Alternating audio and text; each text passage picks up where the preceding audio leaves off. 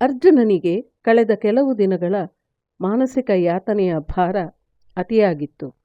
ಶೈತ್ಯೋಪಚಾರ ಮಾಡಿ ಅವನನ್ನು ಎಚ್ಚರಗೊಳಿಸಿದರು. ದುಃಖದ ರುದ್ರ ತಾಂಡವದಲ್ಲಿ ದೇಹವೆಲ್ಲ ಒಡೆದು ಹೋಗುತ್ತಿದೆಯೋ ಎಂಬಷ್ಟು ಯಾತನೆಯಿಂದ ಅಳುತ್ತಾ ತಾನು ಕೃಷ್ಣ, ಸಾತ್ಯಕಿ, ಬಲರಾಮ ಮುಂತಾದವರ ಶರೀರಗಳಿಗೆಲ್ಲ ಹೇಗೆ ಅಗ್ನಿಸ್ಪರ್ಶ ಮಾಡಿಸಿದೆ ಎಂಬುದನ್ನು ಅವನು ವಿವರಿಸಿದ. ಸಮುದ್ರವು ಮೇಲೆದ್ದು ಬಂದು ದ್ವಾರಕೆಯನ್ನು ಮುಳುಗಿಸಿದ್ದನ್ನೂ ವರ್ಣಿಸಿದ.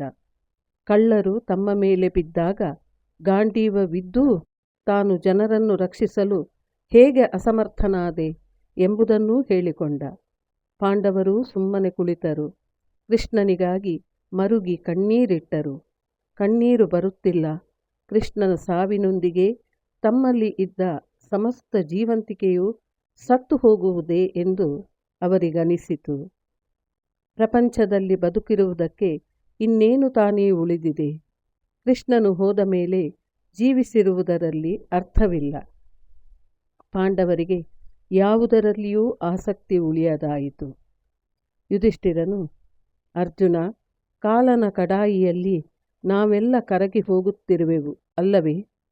ಬದುಕಿರಲಿಕ್ಕೆ ಈಗ ನಮಗೆ ಪ್ರಿಯವಾದದ್ದು ಯಾವುದೂ ಉಳಿದಿಲ್ಲ.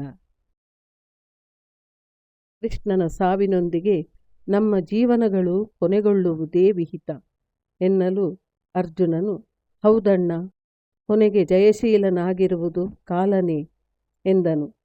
ಉಳಿದವರು ತಲೆದೂಗಿದರು. ಈ ಭೂಮಿಯನ್ನು ತೊರೆಯುವ ಕೊನೆಯ ಪಯಣ ಹೊರಡುವುದೆಂದು ಪಾಂಡವರು ನಿರ್ಧರಿಸಿದರು. ಯುಧಿಷ್ಠಿರನು ಎಲ್ಲ ಏರ್ಪಾಡುಗಳನ್ನು ಮಾಡಿದರು. ತಾವು ಇನ್ನು ಎಲ್ಲವನ್ನೂ ತ್ಯಾಗ ಮಾಡಿ ಸ್ವರ್ಗಾಭಿಮುಖವಾಗಿ ಹೊರಡುತ್ತೇವೆ ಎಂದು ಪುರಜನರಿಗೆಲ್ಲ ಡಂಗುರ ಹೊಡೆಸಿ ತಿಳಿಸಿದನು. ಯಾರೂ ಅವರನ್ನು ತಡೆಯಲಾಗಲಿಲ್ಲ. ಪಾಂಡವರು ಮಹಾಪ್ರಸ್ಥಾನಕ್ಕೆ ಸಿದ್ಧರಾದರು. ಮರಗಳ ತೊಗಟೆಯನ್ನುಟ್ಟು ಕೃಷ್ಣಾಜಿನವನ್ನು ಹೊದ್ದು ಅವರು ಅರಮನೆಯ ಮಹಾದ್ವಾರದಿಂದ ಹೊರಗೆ ಬಂದರು. ಆಭರಣಗಳನ್ನು ತ್ಯಜಿಸಿ ಮರಗಳ ತೊಗಟೆಯನ್ನುಟ್ಟ ದ್ರೌಪದಿಯೂ ಪಕ್ಕದಲ್ಲಿದ್ದಳು. ಇಡೀ ನಗರವೇ ಶೋಕಾಕುಲವಾಯಿತು. ವರ್ಷಗಳ ಹಿಂದೆ ವನವಾಸಕ್ಕೆ ಹೊರಟಾಗಲೂ ಪಾಂಡವರು ಹೀಗೇ ಕಾಣುತ್ತಿದ್ದರಾದರೂ ಈಗ ಅವರ ಹೃದಯದಲ್ಲಿ ಪರಮಶಾಂತಿ ನೆಲೆಸಿರುವುದನ್ನು ಅವರ ಮುಖದ ಅಪ್ರತಿಮ ಕಾಂತಿಯು ತೋರುತ್ತಿತ್ತು.